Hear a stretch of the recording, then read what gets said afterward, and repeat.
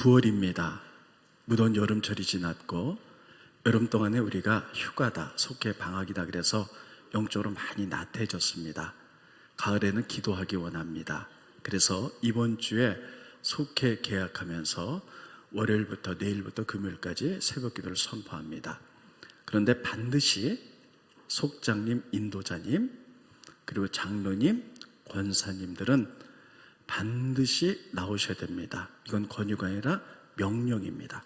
다시 한번 말씀드립니다. 속장님, 인도자님, 장로님, 권사님들, 그분들만 나오시면 안 돼요. 다 나오시는데 그분들은 반드시 나오셔야 됩니다. 이것은 명령입니다. 왜냐하면 교회는 기도하는 집이고요, 제가 설교하는데 기도하지 않고 한 번도 새벽 기도하지 않고 설교를 한다고 생각해 보세요. 이건 있을 수가 없는 일이에요. 여러분들이 속을 맡으셨는데 속장 인도자님이 기도하지 않고 그 속을 다스려 나가는 것은 불가능합니다. 그래서 이건 명령이 때 반드시 오시기를 바랍니다. 근데 너무 멀리 계신 분들은요, 가까운 교회에 가세요. 그리고 이제 속회 계약에 맞춰서 오늘부터 집회가 있습니다. 물론 우리가 연합 집회입니다. 근데 저희 교회에서 하기 때문에 우리 교회가 주축돼서 하는 집회입니다. 오늘은 2시 반, 내일과 모레는 7시 반, 저녁에 이렇게 3번 집회를 하는데, 홍성곤 목사님 메시지는 아무나 들을 수 있는 메시지가 아니에요. 그리고 오신 분들은 반드시 메모지하고 볼펜도 갖고 오시고요. 그래서 한번 수준 높은 설교 들으시고 우리 믿음이 업그레이드 되시기를 예수님 이름으로 축원드립니다. 기대하셔도 좋습니다. 오늘은 지난주에 이어서 예수님의 라이프 스타일 2번째 이야기 좀 전하도록 하겠습니다. 지난주에는 예수님의 라이프 스타일, 외모, 옷, 집에 대해서 말씀드렸어요. 여러분, 만약에 예수님 믿고 구원받는 것, 십자가로 구원받고 예수님이 부활하고 승천하셔서 부활과 천국이 신앙에 달하면 성경책이 이렇게 두꺼울 필요가 없을 거예요. 예수님 십자가 지시고 부활하고 승천하셨다, 이렇게 짧아도 우린 될 것입니다. 그러나 마태, 마가, 누가, 요한복음에는 그 많은 장수에 예수님의 삶에 대해서 쓰고 있어요.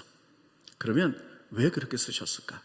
뭔가 그것을 통해서 우리가 하늘의 가치관, 그리고 우리로 하여금 배우라는 메시지가 그 가운데 들어가 있습니다.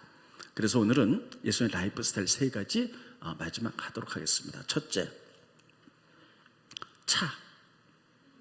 요즘은 차가 필수품이죠. 근데 차는 그 사람의 위치를 나타내고 있습니다. 세상이 그렇게 돌아가요. 제가 아는 어떤 분은 굉장히 살림이, 가정이 형편치 좋지 않아요. 근데 사업하는데 최고급 차를 타고 다니는 거예요. 그래서 제가 물어봤어요.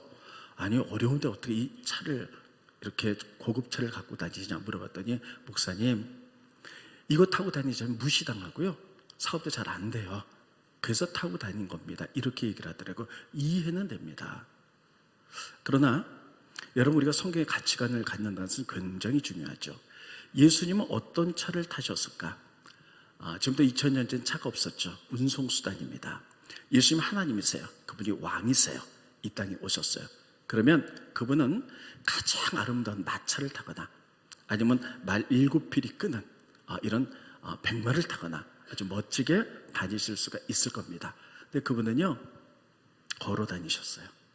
말이 없으셨어요. 차가 없으셨다는 이야기죠. 그런데 그분이 딱 한 번 나귀를 타신 적이 있어요. 이 나귀 언제 타셨냐면, 이 나귀는 구약시대 때 왕들이 타던 이동수단입니다. 근데 그분이 딱 한 번 타셨어요.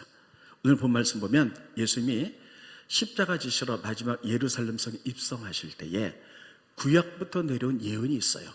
이 땅의 메시아가 예루살렘에 들어갈 때는 나귀를 타고 들어간다는 그 예언을 이루기 위하여 예수님은 나귀를 타셨는데, 그분은 청빈하셔서 나귀가 없는 거예요. 그래서 제자들에게 이렇게 얘기합니다. 옆 동네 벳바게에 가보면 어떤 기둥에 나귀 새끼가 묶여 있는데 그거 가지고 와라, 내가 빌려 타겠다. 예수님이 그것을 타시고 들어가심으로 말미암아 구약의 예언을 이루셨습니다. 스크린 보십니다. 마태복음 21장 2절에 보면, 이르시되 너희 맞은편 마을로 가라. 곧 메인 나귀와 나귀 새끼가 함께 있는 것을 보리니 풀어서 내게로 끌고 오라. 여러분, 예수님이 하나님이시잖아요. 왕이시잖아요. 그깟 나귀 100마리가 끄는 나귀도 타실 수 있어요. 근데 그분은 걸어 다니셨고 구약의 예언을 꼭 이루시기 위해서 딱 한 번 나귀를 타셨어요. 왜 그렇게 하셨을까? 그분은 어떤 차 이런 데 별로 가치관을 두시지 않으셨어요. 그분의 가치관은 하나님의 나라입니다. 따라했습니다. 하나님의 나라. 그래서 아주 검소하게 사셨어요. 전심으로 하나님 나라를 바라보시고 그것을 이루기 위해서 그분은 그런 가치관으로 사셨던 거예요. 저는 목사입니다. 그래서 제가 지킬 수 있는 선들을 지키려고 애를 씁니다. 그래서 차는요, 중간차를 타고 다니려고 그래요. 우리나라 중간차가 아반떼 정도 되죠. 그런데 우리 부목사들이 다 아반떼를 타기 때문에 그런 차를 타면 부목사들이 부담감을 느낄까 봐 같은 가격대 다른 차를 탑니다. 그런데 저는 거기에 대해서 아무 불평도 없어요. 정말 감사하게 생각해요. 그런데 올해가 제가 목회 30년이 됩니다. 몇 달 전에 장로님들이 찾아오셨어요. 제 손에 찾아서 목사님 30년 동안 수고하셨습니다. 그래서 교회에서 좋은 차를 사드리기로 결정됐습니다. 그런데 굉장히 고급차를 사주겠다고, 전 중간차인데 이렇게 말씀하셨어요. 그래서 제가 싫습니다, 거절했어요. 저는 목회자로서 제 선을 지키고 싶습니다, 이렇게 얘기를 했죠. 근데 장로님들은 정말 마음의 배려를 그렇게 하신 거예요. 제가 장로님들에게 정말 감사한 것은 제가 참 많은 강의와 세미나를 다닙니다. 그런데 먼 거리도 마지 않고 장로님이 꼭 오셔요. 그래서 저기 뒤에서 꼭 집회 때 기도해 주세요. 제가 너무 감사해요. 그런데 집회가 마치고 돌아가면 때론 작은 교회를 간다 할지라도 그 교회 목사님들 다 좋은 차를 탔어요. 근데 이제 장로님들랑 올 때 제가 이제 보통 차를 타니까 장로님들에게 참 안쓰러우셨나 봐요. 그러시면서 야, 저렇게 작은 교회도 좋은 차를 목사님 타는데 우리 목사님 이렇게 타는데 그 마음은 이해하지만 다른 사람들이 어떻게 생각할까? 그래서 이거는 목사님 좋은 차를 타셔야 됩니다. 이거 다른 사람들 오면 장로들 욕합니다. 이렇게 자꾸만 말씀하셨어요. 그래서 제가 아닙니다. 저는 이 선을 지키고 있습니다. 그래서 이제 기도합시다. 기도 시작이 됐어요. 근데 어떤 장로님은요, 정말 저를 사랑하셔서 막 이렇게 말씀하는 거예요. 목사님, 선물하면 받을 줄도 아셔야죠. 막 이러는 거예요. 네. 한 달, 몇 달이 지났어요. 또 장로님들이 오셨어요. 목사님 결정하셨어요? 아니요. 그냥 저는 이 차로 족합니다. 그랬더니 그 장로님들이 말씀하시기를, 그러면 목사님, 교회에서 말씀하는 좋은 차와 목사님 원하는 차 가운데 중간차를 삽시다. 이렇게 딱 얘기를 하는 거예요. 그래서 네, 좀 생각해 볼게요. 그래서 제가 기도하는데 딱 한 가지 말씀이 떠올랐어요. 예수님이에요. 예수님이 청빈하셨잖아요. 검소하셨잖아요. 근데 그분이 한 번은 돌아가시기 전에 마리아가 예수님 발 앞에 옥합을 깃대서 그 기름을 다 부어서 장례를 준비하는 거예요. 근데 이 옥합이 굉장히 비싼 거거든요. 집 한 채 값도 넘어요. 보통 이스라엘에서 VIP 손님이 오시면요, 옥합에 한 방울 물에 타가지고 발을 씻겨야 되는 게 최고 예의였거든요. 근데 그걸 통째로 깨뜨린 거예요. 그러니까 제자들이 보면서 깜짝 놀라요. 너 미쳤니 마리아야? 그 비싼 거를 가난한 자를 도와주면 얼마나 좋을 뻔했니? 근데 그렇게 검소하신 예수님이 거기서 딱 막으시는 거예요. 그냥 둬라. 이 여인이 좋은 일을 하였도다. 평상시 같으면 예수 이렇게 말씀하셨을 거예요. 마리아, 너 미쳤니? 그 얼마나 비싼 건데 한 방울로 나족하고 나머지 팔아서 가난한 자 도와줘 얼마나 좋을 뻔했니? 이렇게 말씀하실 줄 알았던 예수님이 거기서 딱 한번 좋은 일을 하였다 이렇게 얘기합니다. 말의 정성, 마음, 예수님께 친밀함, 여러 가지를 다 관계를 보셨던 거예요. 근데 장로님이 이 말씀을 딱 했는데 제 마음속에 이 말씀이 딱 떠올랐어요. 그래, 내가 지키려 내 손도 중요하지만 장로님들의 그 정성과 사랑과 그 관계, 이게 얼마나 중요한가, 이것까지 무시가 되면 안 되겠다 싶어서요, 제가 기도하다 그러면 중간차로 해주세요 이렇게 결정이 됐어요. 그러니까 바로 물으시더라고요. 색깔은 뭘로 할까요? 옵션, 그건 다 알아서 해주세요. 저는 무슨 색깔도 상관없습니다. 그리고 옵션 많이 달지 마세요. 저는 그런 거 많이 안 쓰고요. 그렇게 결정됐어요. 제가 이 말씀을 드린 이유는 여러분, 우리 교회는 좋은 차를 타신 분도 있어요. 그분들을 제가 어떻게 험담하려고 하는 얘기는 전혀 아닙니다. 근데 우리는 이걸 통해서 예수님의 이 라이프 스타일을 통해서 깨달아야 될 게 있어요. 예수님이 왕이신데 왜 이렇게 사셨는가 하는 거예요. 그분의 하나님 나라를 세우고자 하는 가치관을 우리에게 보여주고 계신 거예요. 우리가 그런 것들을 배워야 될 줄로 분명히 믿습니다. 우리는 그런 부분들을 그냥 휙 지나가기 쉽지만 예수님이 어떻게 사셨는가? 왜 이렇게 사셨는가? 그분의 가치관은 무엇인가? 믿음은 예수님을 따라가는 것이에요. 우리가 그렇게 살지 못한다 할지라도 가치관을 그렇게 바꿔서 전심으로 주를 바라보는 것, 주님이 살았던 그 길을 미숙하고 적지만 따라가려 애쓰는 것, 그게 믿음인 줄 믿습니다. 지금 라이프 스타일로 이런 것들을 보여주고 계신 거예요. 두 번째, 음식입니다. 예수님 어떤 음식 드셨을까? 지금은요, 음식의 풍년시대예요. TV를 틀면 왜 이렇게 먹는 것만 나와요? 막 맛집부터 먹는 거 잔뜩 나오고, 모든 사람들이 전부 다 어디 맛집 있다 그러면 다 가서 먹어요. 아무리 시골에도 다 먹는데, 저도 지인들이랑 가서 이제 한번 맛집에 가서 먹었는데, 먹으면서 하는 얘기도 다 먹는 얘기만 해. 먹으면서도 먹는 얘기만 해. 어디는 뭐가 맛있고 어디는 뭐가 맛있고, 그래 거기 한번 가보자, 거기 위치가 어떻게 되냐, 다 이런 얘기를 해요. 우리가 잘 먹는 것도 중요하죠. 그러면 그분은 하나님이시잖아요. 그분 어떤 음식을 잡수셨을까?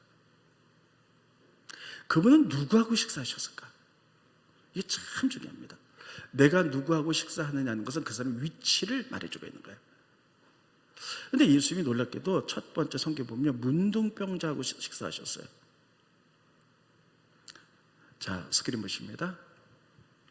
마가복음 2장 16절에 보면, 그 앞에 거, 앞에 거, PPT가 앞에 거 있죠. 네.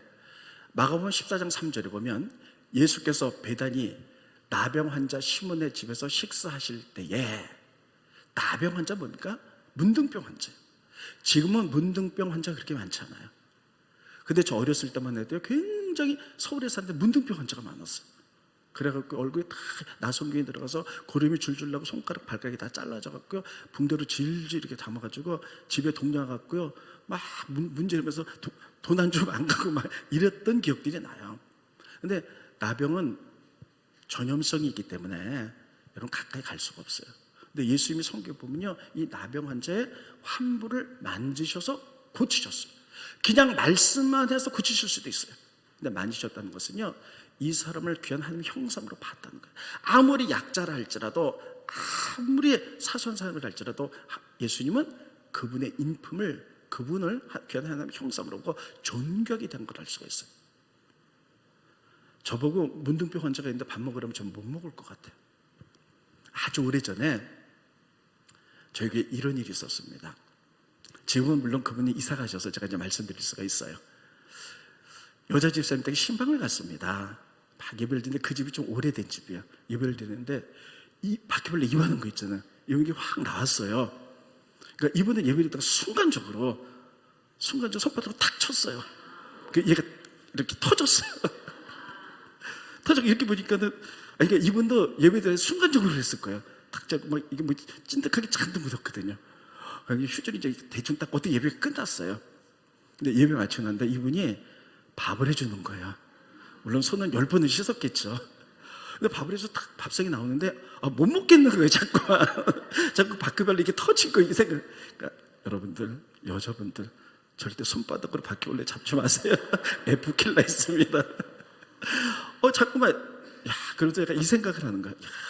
문둥병 환자 옆에서 어떻게 식사하셨을까? 이게 사람의 영혼을 사랑하는 마음이 아니면 절대 할 수가 없는 거거든요. 두 번째는 예수님 누구하고 식사했냐면 죄인, 그리고 세리하고 식사를 하셨어요. 스크린 보십니다. 마가복음 2장 16절에 보면 바리새인의 서기관들이 예수께서 죄인과 세리들과 함께 잡수시는 것을 보고 그의 제자들에게 이르되, 어찌하여 저가 하나님의 아들 메시아라 그러면서 세리하고 죄인들과 함께 먹느냐? 트집 잡는 거죠. 꼬투리 잡는 거죠. 저가 하나님의 아들이라면 그래도 좀 어느 정도 위치인 사람하고 먹어야지, 저 쓰레기 같은 사람들하고 먹느냐? 죄인들, 세리는요, 이스라엘 나라에서 다 매국 나라고 손가락질 받던 사람이에요. 가나안의 이스라엘 사람들의 세금을 걷어서 이스라엘 사람들의 세금을 걷어서 로마 나라에 바쳤고 일본 자기가 착복했다. 그래서 침뱉고 뒤돌으면 다 손가락질했다. 왜 이런 사람들과 같이 식사를 하느냐? 지금 가뜩이나 바리새인들이 예수를 꼬투리 잡으려고 하는데 예수는 그거 아셨어요. 그럼에도 불구하고 이들과 식사하셨거든요. 그래서 꼬투리를 잡히시거든요. 도대체 이것을 통해서 우리가 어떤 레슨 주시려고 하는 거냐는 거예요. 세상에서는 죄인이라 할지라도 작은 자라 할지라도 나는 너를 사랑한다는 메시지가 들어가 있는 거예요. 이게 굉장히 어려운 일이거든요. 이거 정말 어려운 일이에요. 한 20년 전쯤에, 지금은 저희 교회에서 초상이 많이 나서 요새는 제가 초상 날 때 양복에다 로만 칼날 입거나 이렇게 평범한 복장으로서 이제 예배를 드립니다. 근데 지금부터 20년 전에는요, 내가 초상이 나면 이렇게 목사 가운을 입고 이렇게 하얀 스토를 하고 그리고 장례식장에 갔어요. 그러니까 누가 봐도 목사죠. 근데 장례가 나가지고 저기에 벽제 화장터를 갔어요.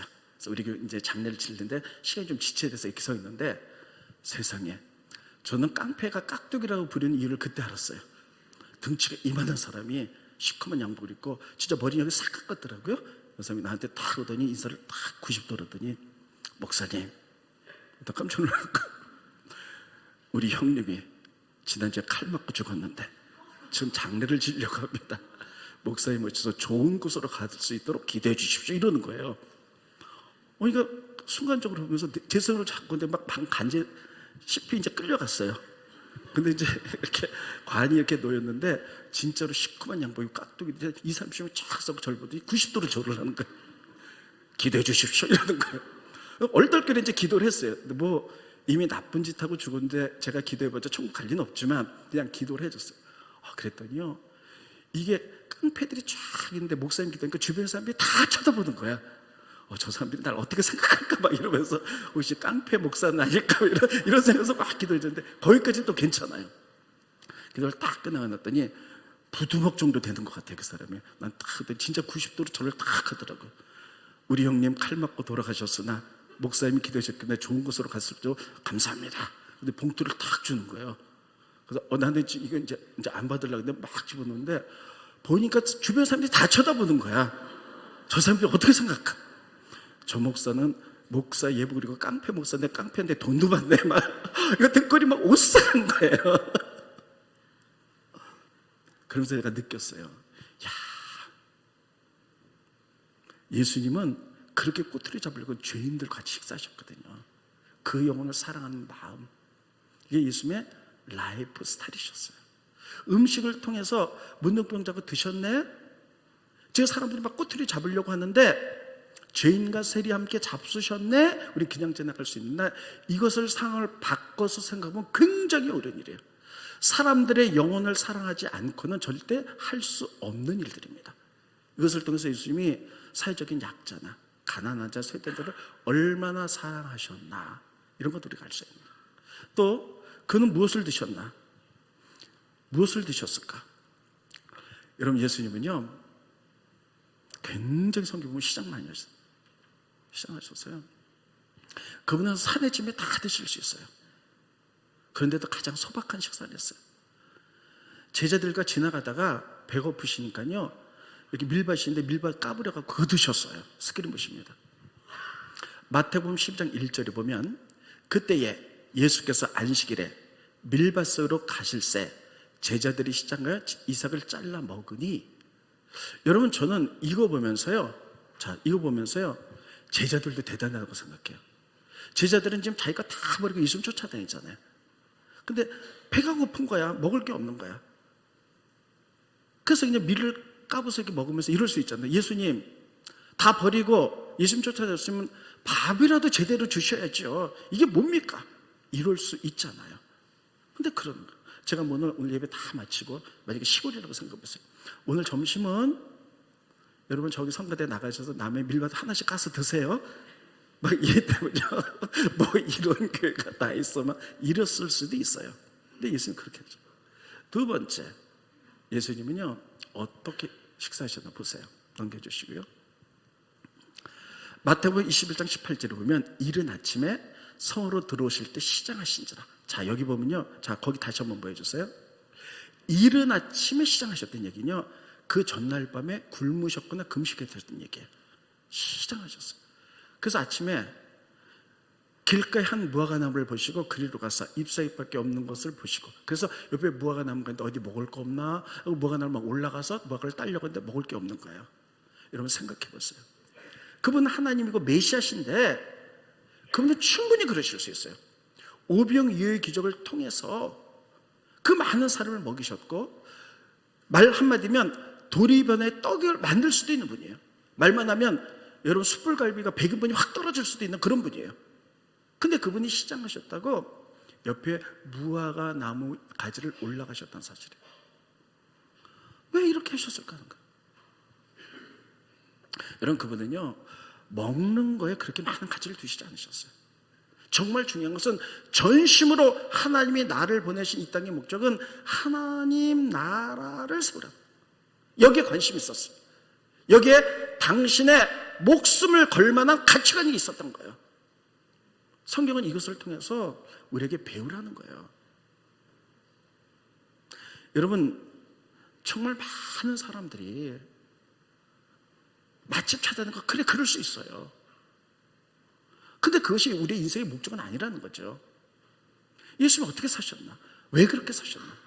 예수의 라이프 스타일을 보는 거예요. 그러니까 우리가 요즘 못 먹는 시대가 아니잖아요. 웬만큼 먹으면 그걸로 족하고, 우리가 하나님 나라를 세울 수 있는 그런 가치관을 가져 나가시기를 예수의 이름으로 축원드리겠습니다. 이런 것들을 우리에게 가르쳐 주고 계신 거예요. 삶으로 보여주시는 거예요. 세 번째, 정말 중요한 얘기 하겠습니다. 그분은 이 땅에 오신 목적이 하나님의 나라를 세우기 오셨지 자기 왕국을 세우기 위해서 오신 것이 아니란 사실이에요. 근데 많은 공동체에서요, 기독교 공동체에서 예수님을 믿는다고 하면서도요 자기 왕국을 세우려고 그래요. 성경에 보면 사람들이 예수님을 오해해서 자기 왕국을 세우려고 했을 때 예수님은 단호하게 거절하셨어요. 지금부터 오래전에 한 20년 됐을 거예요. 20년 전에 우리 교인이 한 200명 됐을 때 어떤 교인이 저에게 이렇게 얘기했어요. 목사님, 우리 교회가 더 이상 부흥 안 했으면 좋겠어요. 그래서 이게 또 뭔 소린가 그랬더니 너무너무 행복하다는 거예요. 200명이라서. 제가 목회를 보니까요 200명 교인일 때가 제일 행복해요. 제일 재밌어요. 목회자도 200명 교회를 다 알거든요. 그리고 다 기도해도 200명은 다 기도할 수 있고요, 관심을 다 가질 수 있어요. 그때 200명은요 제가 그때 자녀 이름까지 다 알아요. 그들이 뭘 먹는지 이름까지 다 알아요. 근데 200명이 넘어가니까요 이게 안 되는 거예요. 그러니까 이분 생각은 뭐냐면 지금 200명 모여서 자기 너무 그냥 교인끼리 교제하고 목사님 사랑받고 너무 좋다는 거예요. 근데 교회가 부흥하게 되면 어떤 일이 벌어지냐면 목사님의 사랑도 막 흩어질 거고, 교회가 커지면 자기 부서밖에 모르고, 이래 재미없을 것 같으니까 우리 교회가 그냥 부흥 안 하고 요렇게 살다가 재밌게 행복하게 살다가 그냥 천국 갔으면 좋겠어, 이렇게 말하는 거예요. 이해는 가지만 이것은 하나님의 뜻이 아니에요. 교회를 오해하고 있는 거예요. 근데 많은 사람들이 이게 뭐냐면 행복한 하나님 나라보다는 내가 행복한 자기 왕국을 만들고 싶어 하는 거예요. 성경에 보면 예수님 이런 것을 아주 단호하게 거절하셨어요. 예수님이 오병이어의 기적을 일으키셨습니다. 물고기하고 그리고 보리떡을 가지고 5,000명을 먹이셨어요. 그러니까 그걸 먹은 사람이 눈이 이반해졌어요. 야, 저를 왕으로 삼자. 그러면 우리 백성들을 잘 먹일 것이고 로마로부터 우리를 해방시켜 줄 것이다. 오병이어의 기적이 끝난 다음에 예수님을 왕으로 삼아서 자기 왕국을 만들려고 했을 때 예수님이 단호하게 거절하셨어요. 스크린 보십니다. 요한복음 6장 15절에 보면 그러므로 예수께서 그들이 와서 자기를 억지로 붙들어 이 왕으로 삼으려는 줄 아시고 자기들만 행복하게 해주는 먹여주는 왕으로 삼은 줄 아시고 혼자 산으로 떠나셨어요. 그러면서 제자들 있잖아요. 12명의 제자들이 거기에 가치관이, 아이고 죄송합니다, 누가 좀 주워줬어요. 가치관이 흔들릴까봐 이렇게 말씀하셨어요. 스크린 보십니다. 마태복음 14장 22절 우리 다 같이 한번 읽어봅니다. 시작.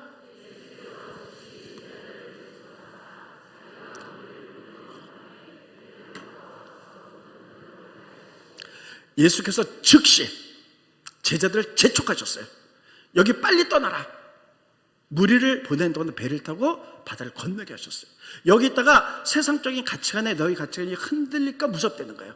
내가 이 땅에 온 목적, 너희들을 제자 삼은 목적은 하나님 나라를 세우라는 것이지, 이런 것에 현혹돼서 우리끼리 잘 되는, 우리가 잘 먹고 잘 사는 인간의 왕국을 만들어서는 안 된다는 거예요.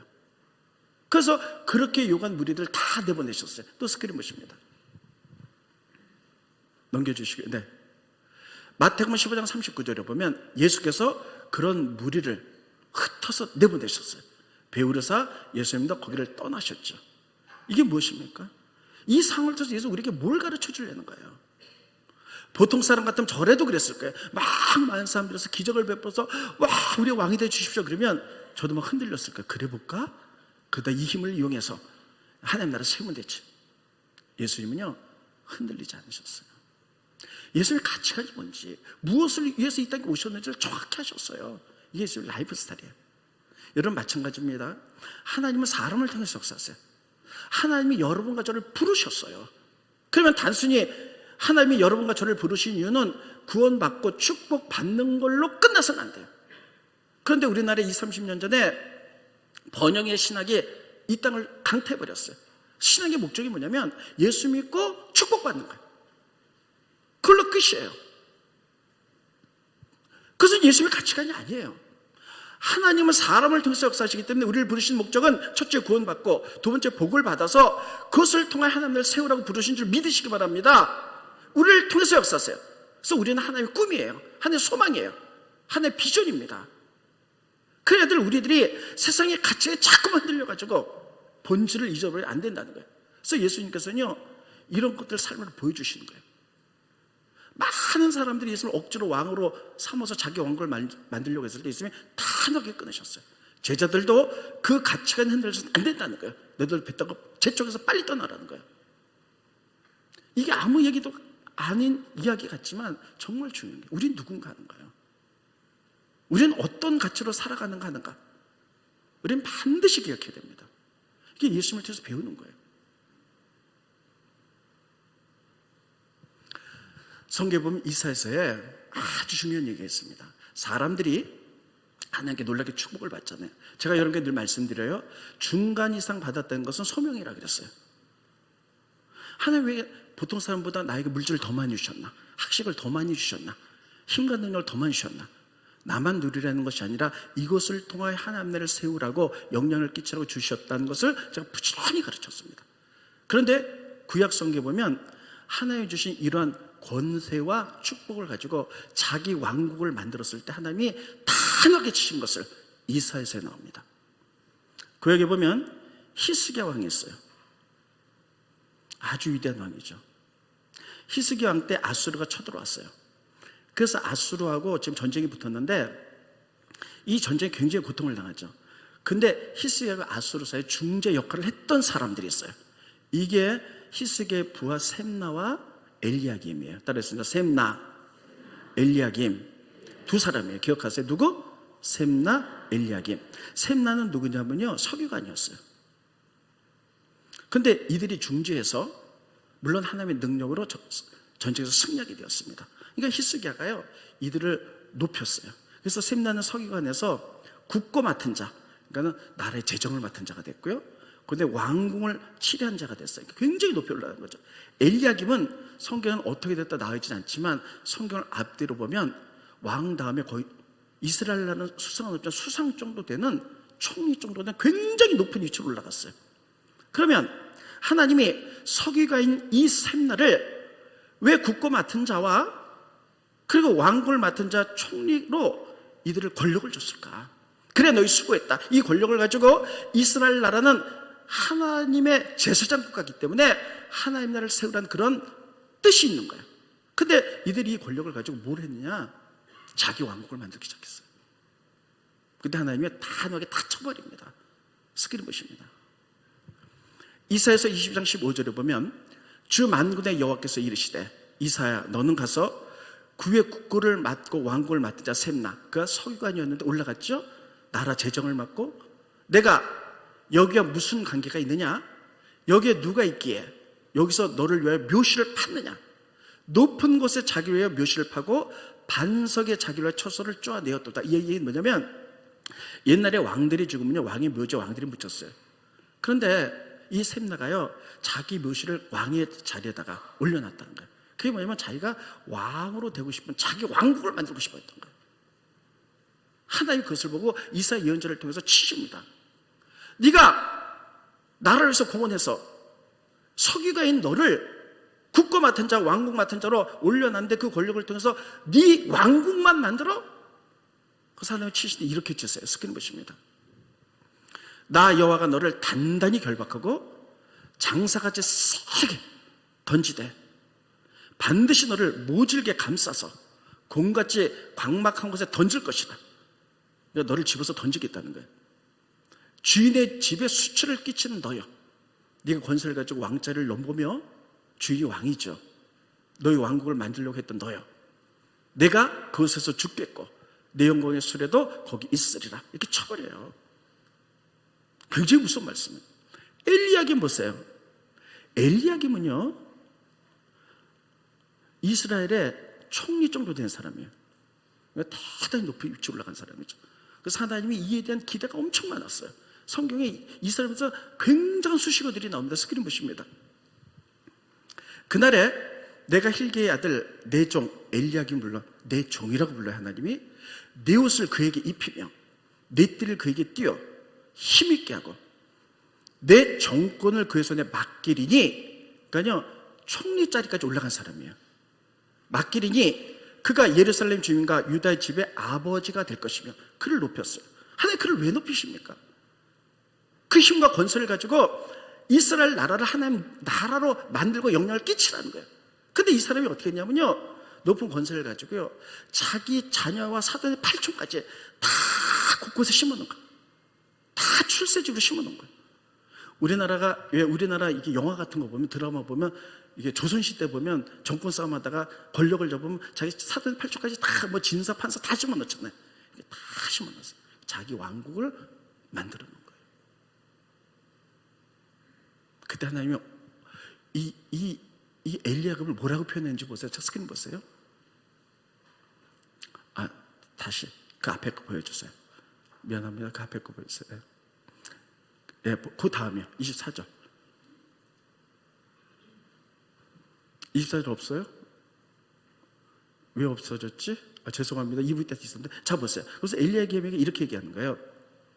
내가 너에게 총리 자리 주면서 다윗의 열쇠를 너에게 주겠다는 거예요. 집에 가서 찾아보세요. 다윗의 열쇠를 줄 텐데 이 다윗의 열쇠는 하나님 한번 열면 닫을 자가 없고 닫으면 열 자가 없다는 거예요. 스크린 찾아봐 주세요. 이사야서 22장 17절로 아니 이사야서 22장 20절로 23절 보여주세요. 23절. 왜 없어졌지? 네, 넘겨주시고요. 네, 넘겨주시고요. 예, 보세요. 그래서 이렇게 얘기합니다. 내가 또 엘리야김에게 다윗의 집의 열쇠를 그의 어깨에 두리니 그가 열면 닫을 자가 없겠고 닫으면 열 자가 없어요. 엘리야김을 하나님 이렇게 높으셨어요. 다윗의 열쇠 주는데 열면 닫을 자가 없고 닫으면 열 자가 없다. 네가 이렇게 축복을 받는다는 거예요. 여러분 이 얘기 어디서 많이 보지 않았어요? 이 말씀은 요한계시록에 나옵니다. 요한계시록의 빌라델비아 교회가 작은데도 불구하고 순교까지 하면서 목숨을 지켰어요. 그때 하나님 칭찬하는데 엘리야김의 칭찬을 빌라델 교회예요. 스크린 보십니다. 빌라델 교회 사자에게 편지하라. 거룩하고 진실하사 다윗의 열쇠를 가지시니 곧 열면 닫을 사람이 없고 닫으면 열 사람이 없는 그가 이르시되. 이게 누굽니까? 엘리야김에 내려온 축복이에요. 이게 어마어마한 축복을 받았어요. 그런 권세를 가지고 다 자기 사람 심어놓는 거예요. 그래서 자기 왕국을 만들어버리는 거예요. 그러니까 하나님은 뭐라 그랬냐면 이렇게 말씀하셨어요. 치셨는데 스크린 보십니다. 이사야서 22장 25절에 보면 만군의 여호와께서 이르시되 그날에 단단한 곳에 박혀둔 먹이 썩으리니 그 못이 부러져서 그에 걸린 물건들이 다 부서지리라. 네가 심은 사람들이 다 쓰러지겠다는 거예요. 무서운 말씀입니다. 하나님이 하나님 나라를 세우라고 우리를 교회를 만드셨어요. 그런데 자기 왕국 만드는 거예요. 너무나 무서운 얘기. 그 다음에 다 쳐버리셨어요. 이 대표적인 게 뭐냐? 세습이에요. 지금 우리나라는 정말 이미 대형교회가 안 그런 데도 많지만 거의 다 자기 아들로 이미 세습이 다 끝났습니다. 지금 우리나라에서 큰 어떤 교회, 제가 말하지 않아도 알죠? 그 교회가 아들에게 세습을 시켰죠. 그래서 지금 굉장히 큰 문제가 되고 있어요. 그 교회에서는 아버지 뒤를 위해서 그 아들이 할만해, 그래서 세습해도 문제가 없다고 보지만 세상의 관점은 그게 아니에요. 세상은 어떻게 봅니까? 저게 교회야? 전 북한에서 나는 일이지. 저게 자기 기업이야? 어떻게 아들에게 세습해? 이러면서 다 이렇게 쳐다보는 거예요. 자기 왕국으로 만드는 것을 보여주는 거예요. 설사 그 교회는 그런 마인드가 없다 할지라도 이렇게 이런 마인드로 보여줬을 때 무서운 일들이 벌어지는 거예요. 대표적인 것이 사무엘입니다. 여기까지 오늘 얘기할게요. 잘 들으세요. 사무엘은 이스라엘 역사 가장 위대한 선지자예요. 그런데 이 사무엘이 세습을 했어요. 아들을 사사로 만들었어요. 스크린 보십니다. 사무엘상 8장 1절 보면 사무엘이 늙음에 그의 아들들을 이스라엘 사사로 삼으니, 사사는 누가 세우는 거예요? 하나님이 세우는 거예요. 근데 사무엘이 아들들을 사사로 세습을 한 거예요. 위대한 사무엘이 왜 그랬을까? 이유가 있어요. 사무엘은 하나님 나라를 위해서 굉장히 바빴던 사람이에요. 늙을 때까지 정말 정성을 다했던 사람, 충성을 다했던 사람. 그래서 그는요 이스라엘 전체를 왔다 갔다 하면서 정말 애썼던 사람이에요. 스크린 보십니다. 사무엘상 7장 15절에 보면 사무엘이 사는 날 동안에 이스라엘을 다스렸을 때 해마다 베델, 길갈, 미스바로 순회하며 모든 곳에 이스라엘을 다스렸어요. 그러니까 한 곳에 있는 게 아니라 베델, 밀갈, 미스바 막 왔다 갔다 하면서 평생을 하나님 나라를 세웠어요. 그렇게 바쁘도 늙을 때까지 그렇게 하면서 그가 했지 못했던 건 후계자를 세우지 못했어요. 그러니까 나이가 들으니까 후계자가 없는 거예요. 그래서 아들을 세습을 했어요. 근데 이 아들이 하나님 뜻대로 살면 얼마나 좋겠어요. 근데 이 아들이 타락하는 거예요. 스크린 보십니다. 사무엘의 장자 이름은 요엘이요, 차자의 이름은 아비야라. 그들이 브엘셉에서 사사가 되었는데 그의 아들들이 자기 아버지의 사무엘의 행위를 따르지 아니하고 이익을 따라 뇌물을 받고 판결을 굽게 하니라. 지금 이렇게 되니까요 모든 장로들이 다 일어난 거예요. 이건 안 됩니다. 그래서 당신의 아들을 인정할 수 없습니다. 그러므로 우리에게 왕을 세워주십시오. 이스라엘에서 한 획을 긋는데 그 전에는 하나님이 다스리던 신종시대였는데 왕이 다스린 이제 왕정시로 바뀌는 순간이에요. 스크린 보십니다. 이스라엘 모든 장로가 모여 라마에 있는 사무엘에게 나아가서 그에게 이르되 보소서, 당신은 늙고 당신의 아들들은 당신의 행위를 따르지 아니하니 모든 나라와 같이 우리에게 왕을 세워 우리를 다스리게 하소서 한지라. 그래서 왕을 원하겠고요. 이제는 하나님이 다스리는 나라에서 왕이 돼서 왕정시대로 넘어가는 아주 기가 막힌 역사가 일어나는 거예요. 이게 뭡니까? 사무엘은 열심히 했어요. 최선을 다했어요. 근데 그 아들을 세습을 했고, 그런 의도는 아니었지만 세습을 해서 자기 왕국처럼 보였던 거예요. 자기는 그렇지 않았지만 이 아들들이 잘못하니까요 왕을 원해서 하나님이 다스리는 데서 왕정시대로 바뀌었던 거예요. 이게 무서운 역사가 이렇게 났거든요. 그러면 이 시대에 우리는 제가 어떤 교회를 욕하려는 건 아니에요. 근데 어떤 큰 대형께서 세습을 했어요. 그분들의 말을 들으면 또 일리는 있어요. 그럴 수도 있어요. 그런데 여러분 세상에서 보는 눈은 그게 아니거든요. 저게 기업이냐, 저게 교회냐. 그분들은 맞다고 생각하지만 세상에 보는 눈은 그게 아니거든요. 이랬을 때 어떤 효과가 나타나냐는 거예요. 어떤 결과가 나타나냐는 거예요. 사무엘 시대 세습 때문에 하나님의 신정시대에서 왕정시대로 바뀌었던 것처럼 이 나라의 큰 대형교회가 이렇게 함으로 말미암아 기독교를 불신하는 무서운 역사들이 일어나는 거예요. 이게 얼마나 지금 큰 문제가 되고 있어요. 그분은 자기 나름대로 맞는 이론을 가질 수도 있어요. 그래서 세상 사람 보기에는 자기 왕국을 만드는 것처럼 보이는 거예요. 이랬을 때 지금 얼마나 기독교가 공격을 받고 기독교가 타락한 모습을 보여주는지, 잘못된 위상으로 보여주는지, 이건 큰 문제입니다. 이런 결과들을 낳는다는 거예요. 그래서 예수님은 아주 정확히 선을 그으셨어요. 내가 온 것은 하나님의 나라를 세우는 것이지 사람들이 자기 왕으로 삼으려고 할 때 다 자르셨어요. 나는 그런 세속적인 가치관에 흔들리지 않는다. 제자들아, 너희들도 흔들리지 마. 너희들 먼저 배 타고 떠나. 막 재촉하셨어요. 그를 흩어보내셨어요. 내가 온 것은 하나님 나라에서. 우리는 그것을 통해서 우리가 배워야 될 것이 있어요. 우리는 왜 믿느냐 하는 거예요. 무엇을 믿느냐 하는 거예요. 하나님 우리를 왜 선택했냐 하는 거예요. 우리는 무엇을 해야 되냐는 거예요. 예수 믿고 구원받고 열심히 기도해서 복 받으면 그걸로 끝인가요? 성경이 그렇게 가르치던가요? 아니에요. 성경이 이것을 통해서 너희들을 선택한 이유는 너를 통해서 하나님을 세우기 위함이야. 하나님의 다스리는 나라, 영향을 끼쳐야 돼. 이런 것들을 예수님은 삶의 스타일을 통해서 다 보여주고 계신 거예요. 우리 예수님 이렇게 사시고 휙 넘어갔는데, 교회도 마찬가지입니다. 교회가 커지면서요, 많은 사람들이 뭘 할 때 자기랑 편 맞는 사람만 하려고 그래. 자기 의견에 맞는 사람. 내가 누굴 골라도. 그러면 자기 왕국이 만들어지는 거예요. 이거 절대 주님이 기뻐하시지 않으세요. 하나님의 나라. 그래서 여러분, 우리가 예수의 라이프 스타일을 그냥 봐서는 안 됩니다. 아, 예수님 이렇게 사셨구나. 이게 믿음의 길이구나. 그래서 여러분, 우리가 부족하더라도 자꾸만 넘어지더라도 또 일어나서 그런 가치관을 바꿔나가야 될 줄로 믿습니다. 그리고 그런 삶으로 살아가야 될 줄로 믿습니다. 설사 현재 그렇게 못 산다 할지라도 그게 자꾸만 애를 쓰고 노력할 때 성령께서 도우실 줄로 믿습니다. 이게 바로 예수님이 우리에게 보여준 삶의 가치관입니다. 기도하겠습니다. 고마우신 주님, 은혜를 감사함을 드립니다.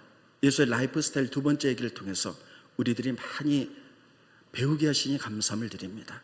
그분의 소박함, 또 그분의 낮아지심, 그분의 또 영혼을 사랑하는 마음들, 특별히 문둥병자와 세리와 죄인들도 사람들은 멀리했지만 그분의 영혼을 사랑하셨던, 그들과 식사하셨던 그 모습을 보면서 또 아버지 하나님, 이제 예수님을 왕으로 삼으려고 했을 때 정확한 가치관대로 그들을 물리치고 제자들이 흔들리지 않도록 하며 이제 하나님 나라를 세우고자 했던 그의 삶의 모습을 보면서 우리들도 그런 가치관을 배울 수 있도록 도와주시옵소서. 하나님, 우리를 부르신 이유는 우리가 구원받고 축복받고 누리라고만 부르신 것은 아닙니다. 우리는 하나님의 꿈이고 소망이고 비전이라서 우리를 통해서 일하신 하나님을 바라보며 우리를 통해서 어떤 것을 하기를 원하느냐 깨닫게 하게 하시고 그 일을 할 수 있도록 바른 말씀의 가치관을 가질 수 있도록 축복하여 주시옵소서.